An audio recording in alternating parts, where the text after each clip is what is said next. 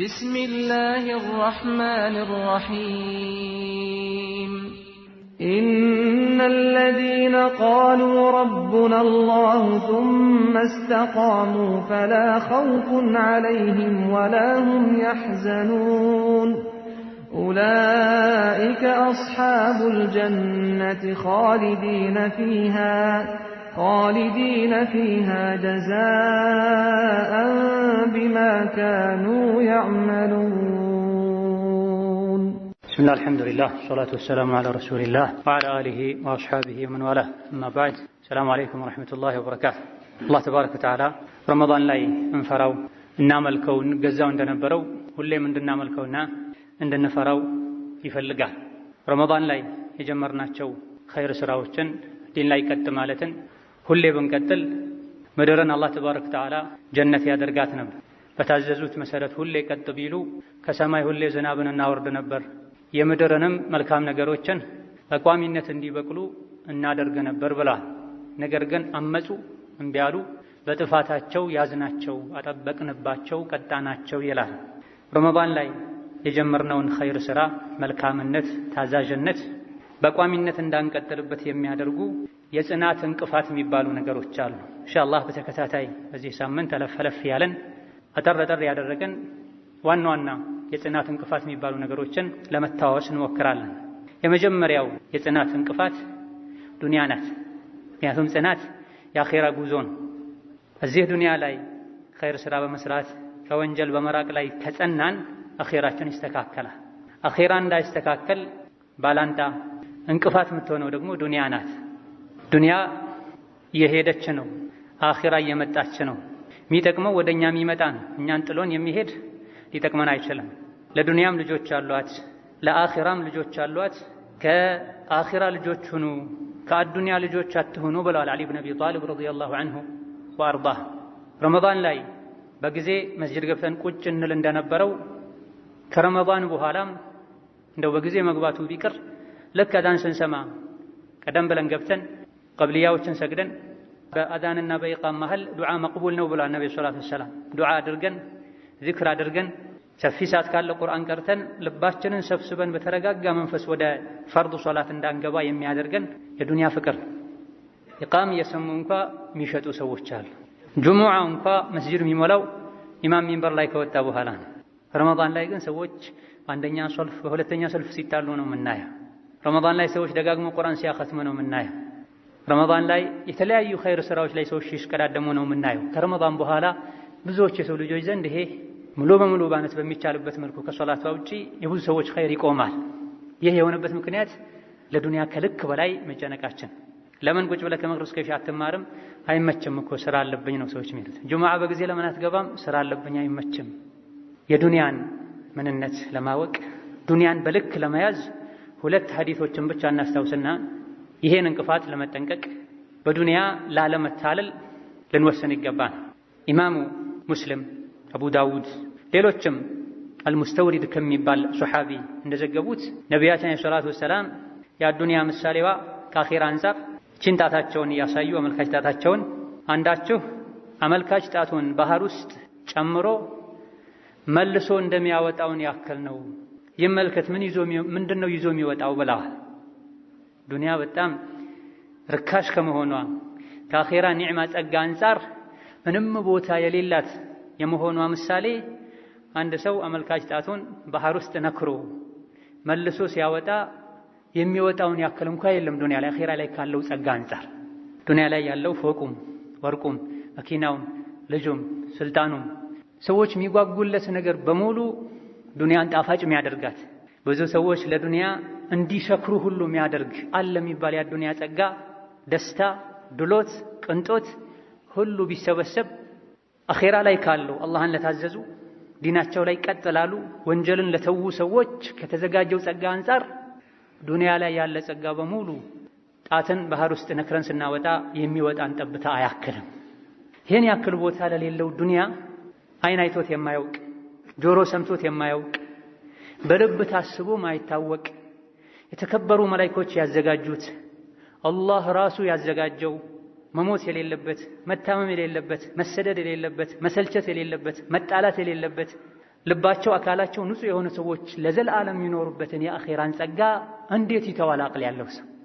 ይህ የአኼራ የተሟላ ጸጋ የሚገኘው እዚህ ዛሬ ዱንያ ላይ ኸይር ስራ ላይ በመጽናት ነው። የተከሉትን የዘሩትን ምርት የኢማን ምርት የመልካም ስራ ምርት ሁሌ በመንከባከብ ነው። ችግኝ አንዴ ተተክሎ አይተውም። ክብካቤ ያስፈልገዋል፣ አረም ያስፈልገዋል፣ ውሃ ማጠጣት ያስፈልገዋል። ኢማንም እንደዛው ነው፣ ክትትል ያስፈልገዋል። ረመዳን ላይ ብቻ አይደለም ሙእሚን መሆን ያለብን፣ ከረመዳን በኋላም ረመዳን ላይ የሰራነውን ኸይር ስራ ልንጠብቀው መሰሉን ልናበዛ ይገባናል። ሁለተኛውና የመጨረሻው ሐዲስ እንደዚሁ ኢማም ሙስሊም ሶሒሓቸው ላይ ኢብኑ ማጃህ ኢማም አሕመድ ከአነስ ብኑ ማሊክ የዘገቡት ሐዲስ ነው። ዩእታ ቢአንዓሚ ረጁሊን ምን አህሊ ዱንያ ምን አህሊ ናር፣ ዱንያ ላይ ዓለም ላይ ካሉ ሰዎች ሁሉ ይበልጥ ባለጸጋ ባለሀብት ይባል የነበረን ነገር ግን አኼራ ላይ የጀሃነም የእሳት የሆነን ሰው አላህ ተባረከ ወተዓላ እንዲመጣ ያዛል አሉ ነብዩ ሰለላሁ ዐለይሂ ወሰለም። አላህ ፊት ቆሞ ሀል ረአይተ ኸይረን ቀጡ ሀል መረ ቢከ ነዒሙን ቀጡ ተብሎ ይጠየቃል። የሚቀርበው ግለሰብ አንዓሙ አህሊ ዱንያ፣ ዱንያ ላይ በሀብት በቅንጦት ማንም አይፎካከርም። የዓለም አንደኛ ሀብታም በየዘመኑ በየጊዜው ሊቀያየሩ፣ አንዱ ከፍ ሊል ሌላው ዝቅ ሊል ይችላል። ነገር ግን ዱንያ በታሪኳ ካሳለፈቻቸው ባለጸጋዎች ባለሀብቶች ውስጥ ቁጥር አንድ የሚባለው ባለጸጋ አላህ ፊት ይቆማል። በዱንያ ቆይታ ረአይተ ኸይረን ቀጥ፣ መልካም ነገር አስደሳች ነገር አይተህ ታውቃለህ? ሀል መረ ቢከ ነዒሙን ቀጥ፣ ጸጋ ድሎት ባጠገብህ አልፎ ያውቃል? ቀምሰህ ተቋድሰህ ታውቃለህ ይባላል። ቃለ ላ ማ ረአይቱ ኸይረን ቀጥ ይላል። በጭራሽ በዱንያ ቆይታዬ አንድ መልካም የሚባል ነገር፣ ደስታ የሚባል ነገር፣ ጸጋ የሚባል ነገር አይቼ አላቅም ይላል አሉ። ግን በሁለቱ መሃል ያላነሳነው ነገር አለ። አላህ ፊት ቀርቦ ዩስበጉ ሰብገተን ፊናር፣ አንዴ ብቻ የጀሃነም እሳት ላይ ተነክሮ ይወጣል። አንዴ ብቻ ጀሃነም ላይ ተነክሮ መውጣቱ ዱንያ ላይ የዱንያ ባለጸጋዎች ሁሉ አለቃ መሪ ኖሮ ያሳለፈውን የደስታ ህይወት አንድ የጀሃነም ላይ መነከሩ ያስረሳዋል። በጭራሽ ዱንያ ላይ ደስታ አይቻላቅም ይላል። ስለዚህ ዱንያ ላይ እንሰማው ምናየው ከዒባዳ ርቀን ከመስጅድ ርቀን ኢማንን ቸላ ብለን ቀብርን ረስተን ዱንያ ላይ የምናገኘው ደስታ በሙሉ ተሰብስቦ ተጠራቅሞ አንዴ ብቻ እሳት ላይ ሲነከሩ ይጠፋል፣ ይተናል፣ ይረሳል።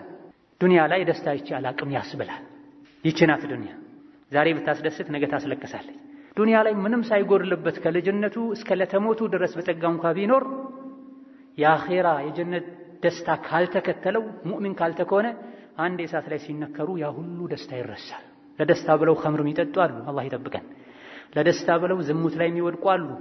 ለደስታ ለብልጽግና ብለው ሐራም የሚያግበሰብሱ ሪባውን፣ ጉቦውን፣ ስርቆቱን የተኛውንም አይፈሩ አሉ።